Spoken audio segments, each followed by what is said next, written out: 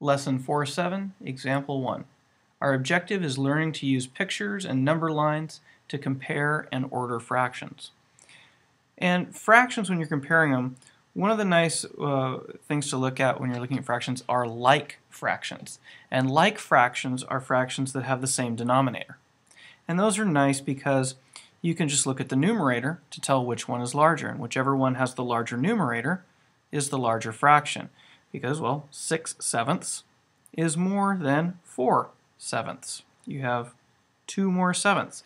And we can show that. One of the ways, if we were unsure and we wanted to prove that, we could use a picture model. So 6/7, I could show that. Here's 1/7, 2/7, 3/7, 4/7, 5/7, and 6/7.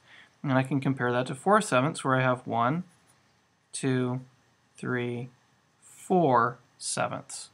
And as we can see, 6/7 is larger than 4/7. So we could state that and prove it with this picture model. Now sometimes you're going to run across fractions that are unlike fractions. In other words, they have different denominators. And those may not be readily apparent as to which one is larger or if they're equivalent to each other. So here we have a couple of unlike fractions, 2/4 and 6/8.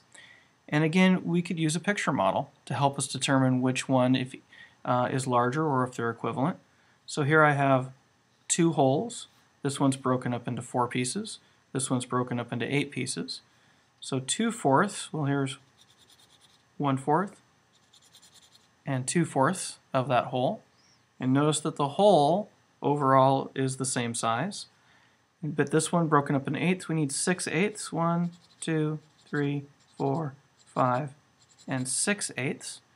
And we can see here 6/8 is going to be larger than 2/4. Now this isn't the only way to do it, but using a picture model is often a nice visual way to be able to see that.